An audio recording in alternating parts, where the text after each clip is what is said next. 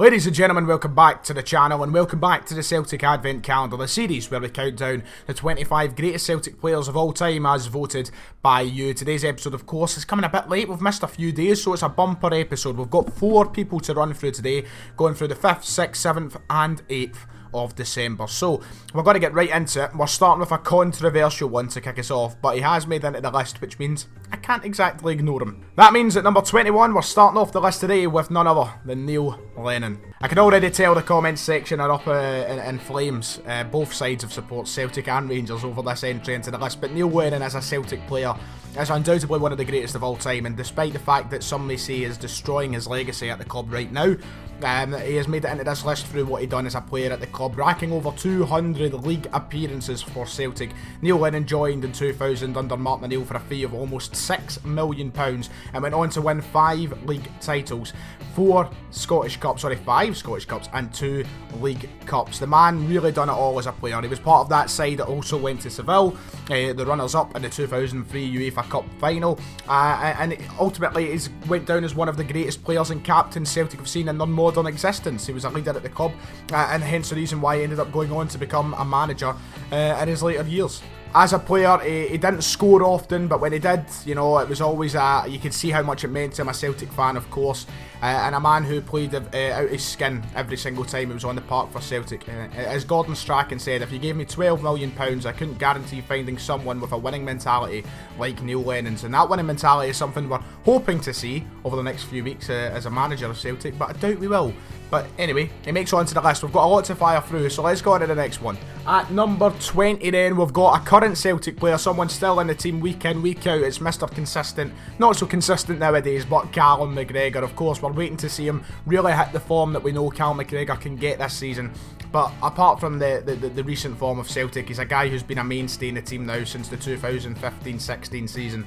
Someone who's also gave us all for Celtic in the middle of the park and really solidified himself as a Celtic great. He's been part of the Celtic winning side who have won 9 in a row trophies. Of course, not here for all 9, but a majority of them now. Really came into a new element when Brendan Rodgers found his role at the club. He was the guy who we relied on every week, and the transformation of a player, I don't think I've seen many as vast as his, going from someone who was bit part, okay, bang average, to being one of the most reliable and best players at the club. It was fantastic to watch, and someone who came through the Celtic Youth Academy as well. He is one of our own, and a guy that I think a lot of us cherish as one of our best players. Look, he's went on to now make close to making 200 appearances. He's won numerous trophies at the club, been part of some good European nights as well. He's someone who has been, touted with moves to bigger clubs year in, year out because of how good he's been, but he's someone who I think we can expect to go down whenever he leaves Celtic as a Celtic legend. A Scottish international now, of course, being part of the side that made the first major tournament since 1998. He's done it at both levels for club and international. Someone who is still at a very good age, 27 years old, still got a long way to go, and to think he's already made close to 200 appearances for Celtic with that long to go in his career, the sky's the limit for Calum McGregor, and let's hope as part of a rejuvenised Celtic side, whenever we may see it, he'll start hitting the heights again, and we know he can. At number 19, it's technically one of the best players that I think have played for Celtic since the year 2000, and that is Stan Petrov. Signing in the July of 1999, Petrov went on to be one of Martin O'Neill's best players, and he showed that both at Celtic and then when he moved on. He signed from CSKA Sofia for a fee of £2 million and stayed until 2006, where he also became Martin O'Neill's signing once more at Aston Villa, his first signing at Aston Villa in fact, and he done it down south as well. A guy who, once again, like John Hartson, we've spoke about, a warrior off the park, his battle with leukemia.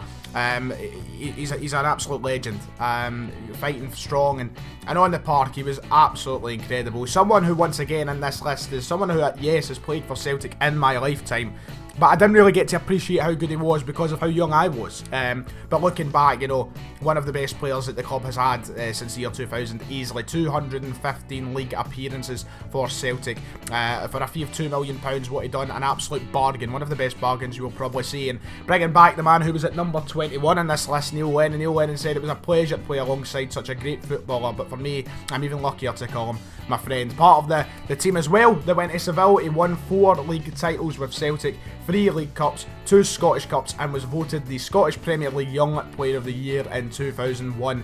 The most memories I have from him actually growing up was when he was at Aston Villa, and of course I knew prior to that he played for Celtic, but you've seen how good he was at Aston Villa, and he's just a great footballer. What he'd done in the Celtic shirt was brilliant, controlled the middle of the park. And once again in an era where we had so many good players in that position, one in this list with Neil Lennon as well, so it wasn't easy to get into that team, but he made it look so natural whenever he played, and rightfully finds himself on this list. And the final one for today's video then is arguably my favourite Celtic player of all time, and someone who growing up was everything to me. The holy goalie himself, Artur Boruc. I mean, if there was anybody who knew how to wind up the opposition, it was this man.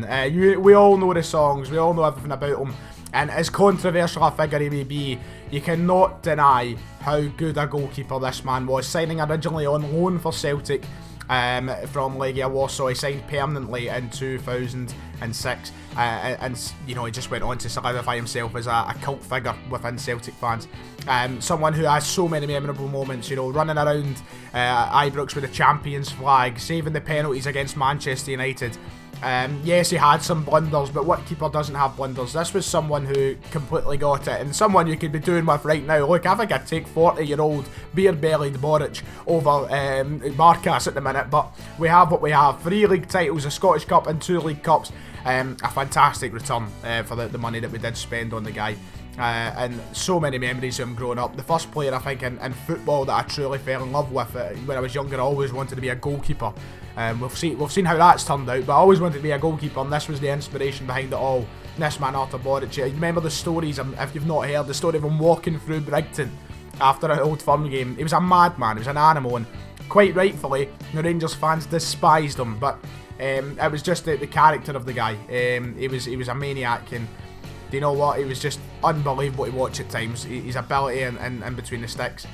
And it set him on to have a fantastic career in Italy with Fiorentina, and then heading over to the Premier League with Bournemouth and Southampton as well. A guy who's a Polish international, got a great send-off playing the last game.